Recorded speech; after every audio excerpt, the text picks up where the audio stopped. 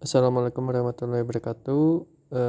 Saya dari kelompok 5 akan menjelaskan tentang knowledge capture system. Di kelompok 5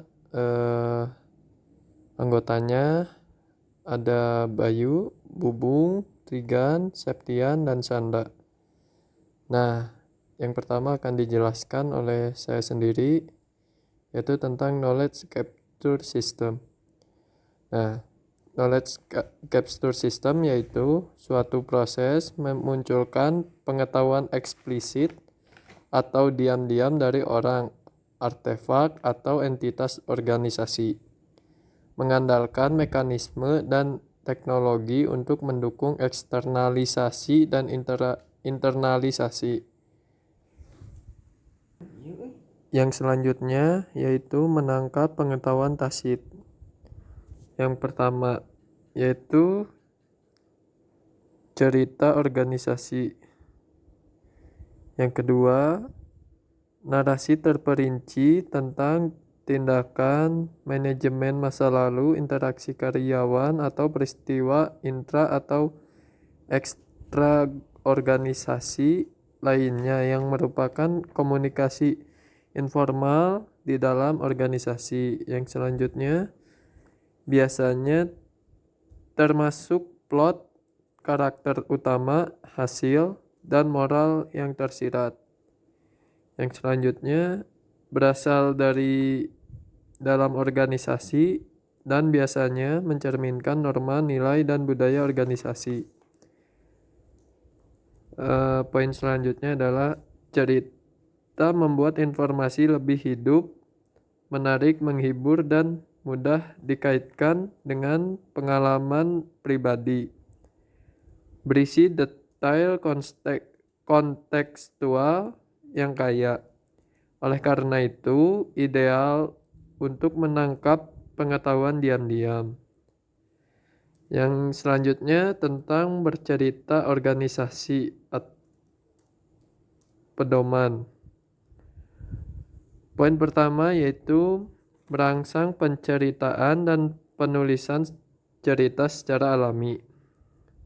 Yang selanjutnya berakar pada materi anekdot yang mencerminkan komunitas yang bersangkutan.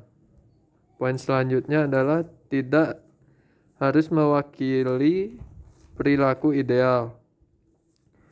Program organisasi untuk mendukung penceritaan tidak boleh tergantung pada pakar eksternal untuk kelangsungannya. Cerita organisasi adalah tentang mencapai suatu tujuan, bukan hiburan.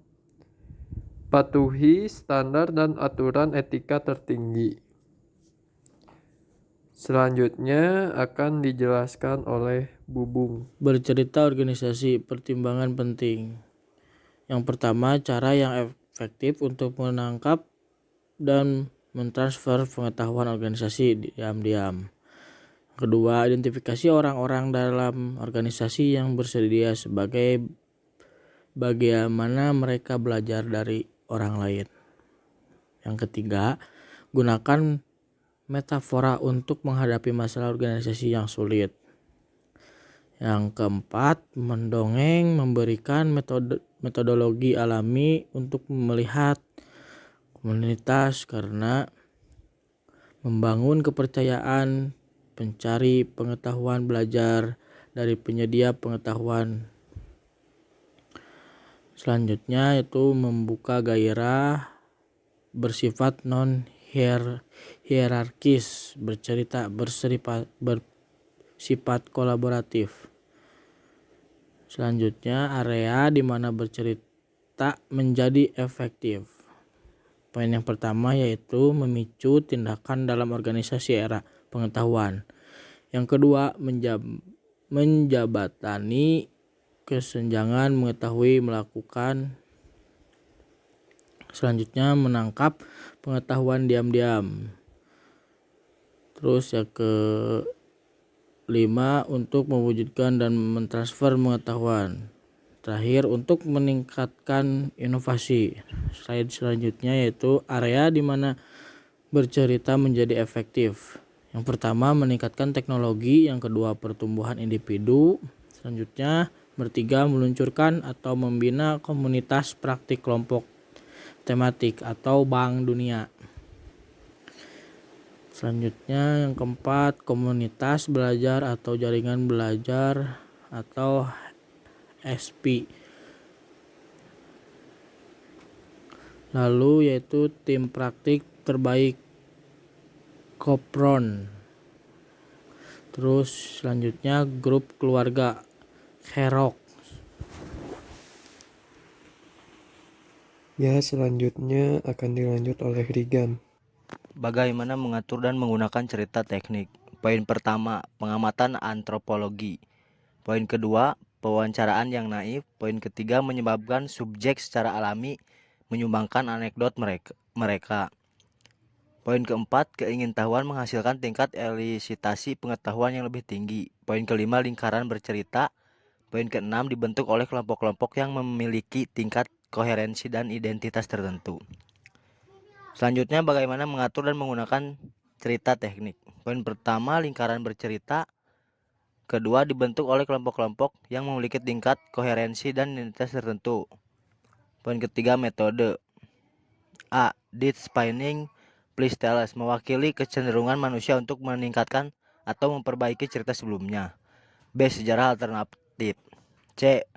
Pergeseran karakter atau konteks. Cerita tidak langsung, kemiripan karakter dengan karakter kehidupan nyata dianggap murni kebetulan. Metafora referensi umum untuk grup cerita, kartun atau film yang umum dikenal. Selanjutnya, representasi pengetahuan peta konsep. Poin pertama, berdasarkan teori belajar fisika Ausubel. Poin kedua, konsep yang diapit oleh lingkaran atau kotak dianggap sebagai keteraturan dalam peristiwa atau objek yang ditunjuk oleh label. Poin ketiga, dua konsep yang dihubungkan oleh kata penghubung untuk membentuk proposisi unit semantik atau unit makna. Poin keempat, sumbu vertikal mengungkapkan kerangka kerja hierarkis untuk mengatur konsep. Konsep inklusif ditemukan di atas, semakin spesifik konsep kurang inklusif diatur di bawah. Yang terakhir, hubungan antara proposisi dalam domain yang berbeda adalah crosslink. Yang selanjutnya akan dilanjut oleh Septian. Oke, bismillahirrahmanirrahim. Assalamualaikum warahmatullahi wabarakatuh. Perkenalkan, nama saya Septian Roji Supriyadi. Saya akan melanjutkan pembahasan yang berikutnya, yaitu mengenai sistem penangkapan pengetahuan atau CMAPS tool. Nah, di sini ada beberapa poin, yaitu untuk menangkap dan mengformalkan pengetahuan sehingga menghasilkan model representasi pengetahuan yang kaya konteks untuk dilihat dan dibagikan melalui internet. Mengurangi masalah navigasi dengan pada peta konsep, sajikan sebagai antarmuka penjelajahan ke domain pengetahuan. Icon di bawah ini konsep Nodes memberikan akses ke informasi tambahan, sumber daya media, dan peta konsep yang terhubung dapat ditemukan di mana saja di internet. Browser menyediakan jendela yang menunjukkan urutan hierarki peta. Representasi pengetahuan, penalaran berbasis konteks, pengetahuan taktis, kemampuan manusia yang memungkinkan pakar domain untuk menilai situasi yang ada atau karena dalam jangkaan yang pendek. Di antara segudang masukan. Poin berikutnya yaitu kenali dan perlakukan hanya ciri-ciri yang menonjol dari situasi tersebut. Dapatkan sebagian kecil tetapi penting dan input yang tersedia untuk pengetahuan umum. Oleh karena itu, pengetahuan taktis dapat didefinisikan sebagai proses pengambilan keputusan yang berkelanjutan dan dinamis oleh agen yang melakukan atau manusia atau lainnya yang berinteraksi dengan lingkungannya saat mencoba menjalani misi lingkungan itu. Yang berikutnya ada penalaran berbasis konteks atau CXBR, prinsip dan alat. Konteks, tindakan dan prosedur yang tepat menangani situasi ini. Saat misi berkembang, transisi ke konteks lain mungkin diperlukan untuk mengatasi situasi baru. Apa yang terjadi, apa yang mungkin terjadi dalam suatu konteks dibatasi oleh konteks itu tersendiri. Konteks misi mendefinisikan ruang lingkup misi, tujuannya yaitu rencana dan batasan yang diberlakukan. Nah, konteks utama berisi fungsi, aturan dan datar konteks utama berikut yang kompatibel. Subkonteks, abstraksi, fungsi yang dilakukan oleh konteks utama yang mungkin terlalu kompleks satu fungsi.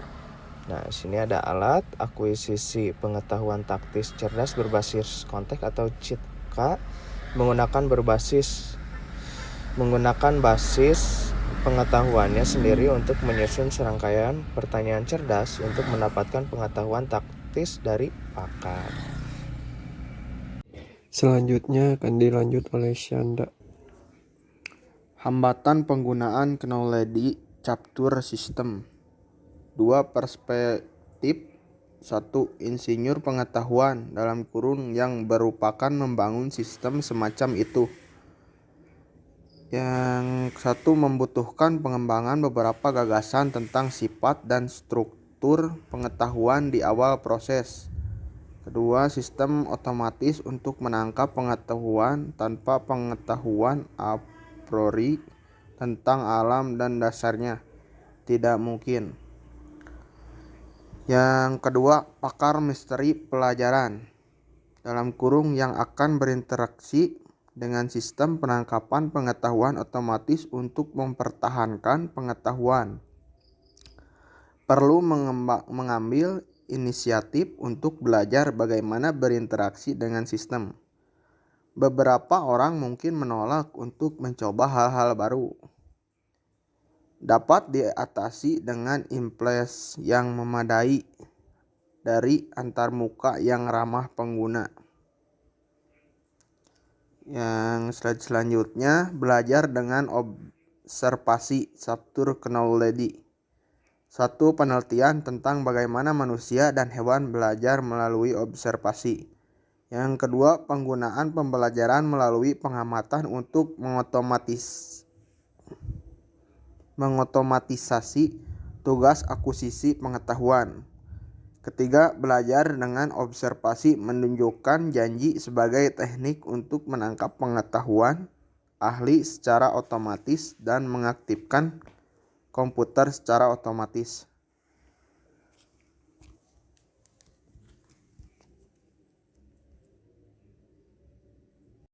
Mungkin sekian presentasi dari kelompok kami. Mohon maaf jika masih banyak kesalahan. Wassalamualaikum warahmatullahi wabarakatuh.